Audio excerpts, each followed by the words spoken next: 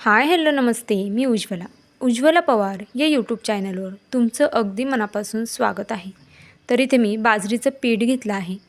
तर आज मी तुम्हाला या बाजरीच्या पिठापासून अगदी पौष्टिक अशी रेसिपी तुम्हाला दाखवणार आहे. तर ही रेसिपी खायलासुद्धा खूप छान लागते, त्यामुळे हा व्हिडिओ संपूर्ण पहा.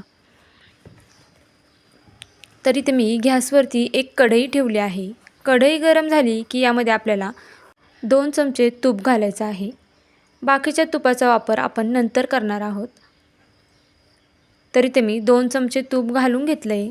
आता तूप गरम झालं की यामध्ये आपल्याला हे बाजरीचं पीठ थोडं थोडं करून घालायचं आहे.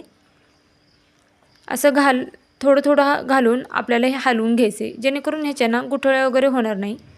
आणि 2 चमचे तूप मी यासाठी घातलं आहे की एकदम सगळं तूप घातलं की मग त्याच्या गुठळ्या होऊ शकतात.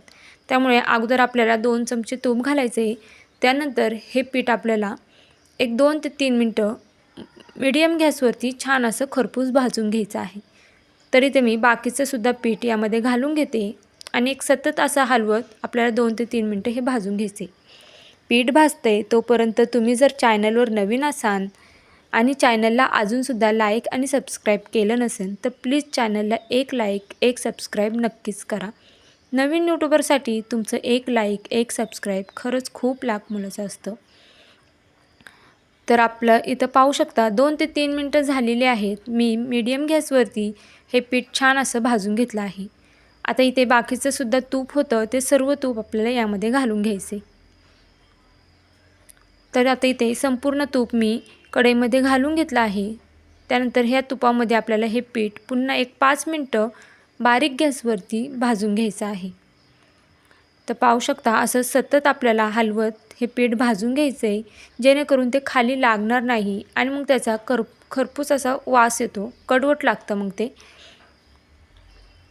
तर इथे मी एक 5 मिनटं हे पीठ सतत हलवत भाजून घेतलं आहे. पाहू शकता तुम्ही ह्या पिठाचा कलरसुद्धा चेंज झाला आहे.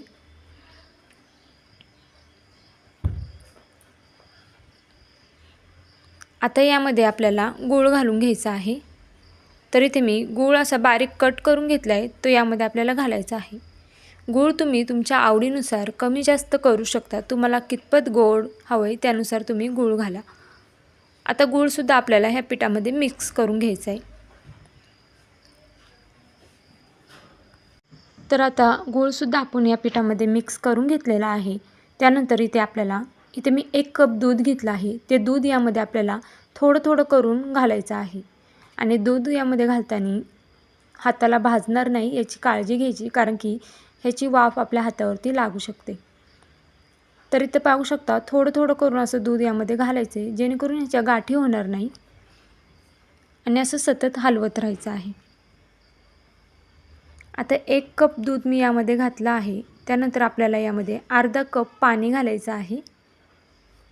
तुम्हाला हवं तर तुम्ही हे नुसतं पाण्यामध्ये सुद्धा करू शकता किंवा मग नुसतं दुधामध्ये सुद्धा करू शकता.